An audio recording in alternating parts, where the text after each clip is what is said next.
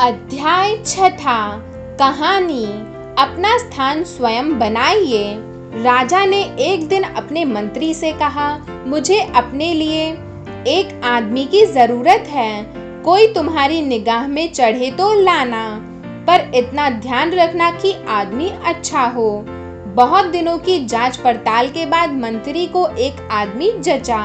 उसने उसे नौकरी छुड़वा दी और उन्नति का आश्वासन देकर राजा के सामने पेश किया।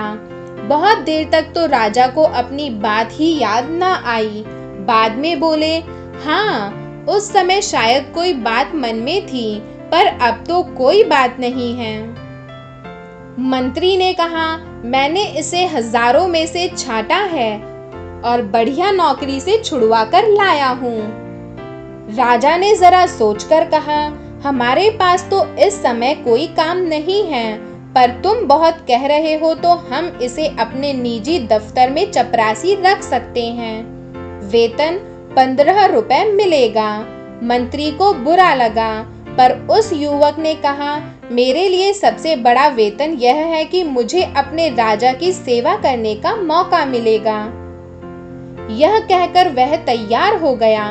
मंत्री जब उसे दफ्तर में छोड़ने गया तो वहां धूल थी, क्योंकि राजा वहां न कभी जाते थे और न काम करते थे। यह देखकर मंत्री दुखी हुआ, परंतु वह युवक इतना होने पर भी खुश था। उसने अच्छा स्थान दिलाने के लिए मंत्री के प्रति कृतज्ञता प्रकट की।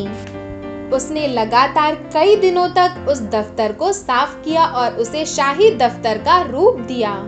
उस दफ्तर में एक छोटी सी कोठरी थी। युवक ने उसकी जांच पड़ताल की तो पता चला कि पिछले सालों में बादशाह के पास जो निजी पत्र आए थे, उनके लिफाफों का ढेर उस कोठरी में था।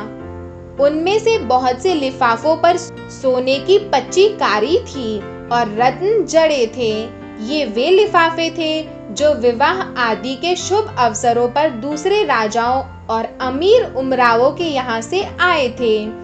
युवक ने कारीगर लगाकर सब कीमती सामान लिफाफों पर से उतरवा लिया और बाजार में बेच दिया। इससे कई हजार रुपए मिले। उनमें से कुछ रुपए तो उसने दफ्तर में बढ़िया फर्नीचर और चित्र आदि लगाने में खर्च किए और बाकी सरकारी खजाने में जमा कर दिए। जहां वह सामान बिका, उसने उसकी भी रसीद ली और जहां से यह सामान खरीदा गया, उसकी भी। दफ्तर सचमुच शाही दफ्तर हो गया। चुगलखोरों ने राजा से उसकी शिकायत की कि वह रुपया लूट रहा है। एक दिन राजा गुस्से में दफ्तर गए तो दफ्तर देखकर दंग रह गए। फिर भी उन्होंने तेज आवाज में पूछा, तुमने यह सजावट किसके रुपए से की? दफ्तर के रुपए से हुजूर, कहकर उसने रद्दी लिफाफों की कहानी सुनाई और खजांची से गवाही दिलाई कि दफ्तर का सामान खरीदने के बाद बचा हुआ रुपया खजाने में जमा किया गया है। राजा रीझ गए और उस युवक को उन्होंने अपने राज्य का वित्त मंत्री बना दिया। दूसरे मंत्री इससे परेशान हुए, क्योंकि वह न बेईमानी करता था, न करने देता था, न लापरवाही करता था, न करने देता था। उसके बाद से तो जो भी मंत्री राजा के पास जाता, किसी न किसी बहाने उस युवक की शिकायत करता, जिससे कि वह राजा की नजरों में गिर जाए। एक दिन रात में 2 बजे राजा ने अपने सेनापति को बुलाकर कहा, हमारे सब मंत्रियों को उनके घरों से उठाकर इस कमरे में ले आओ, लेकिन वे जिस हालत में हो उसी हालत में लाए जाएं। समझ लो हमारे हुक्म को। अगर कोई पलंग पर सो रहा हो तो उसे पलंग सहित ज्यों का त्यों लाया जाए, और कोई कालीन पर बैठा चौपड़ खेल रहा हो तो उसे कालीन समेत यहाँ लाया जाए। कोई 1 घंटे में सब राजा के एक बड़े कमरे में आ गए। 8 में से 7 मंत्री नशे में थे। उनमें से कुछ जुआ खेल रहे थे। वित्त मंत्री जी बनियान पहने एक चौकी पर बैठे दीप की रोशनी में कोई कागज देख रहे थे। सब मंत्री बहुत लज्जित हुए।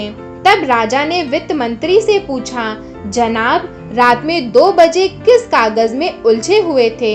उसने उत्तर दिया, हुजूर, दूर इलाके से इस साल का जो राज कर आया है उसमें पिछले साल से 1 पैसा कम है, तो बार बार देख रहा था कि जोड़ में भूल है या सचमुच पैसा कम है। राजा ने अपने जेब से 1 पैसा फेंककर कहा, लो अब हिसाब ठीक कर दो और जाओ आराम करो। वित्त मंत्री ने नम्रता के साथ पैसा वापस करते हुए कहा, हुजूर, पैसा तो मैं भी डाल सकता था, पर यदि पैसा कम है और उसके लिए पूछताछ न हुई तो इससे अफसरों में ढील और बेईमानी पैदा होगी। राजा बहुत खुश हुए और उन्होंने इस युवक को अपना प्रधानमंत्री बना दिया। कन्हैया लाल मिश्र प्रभाकर।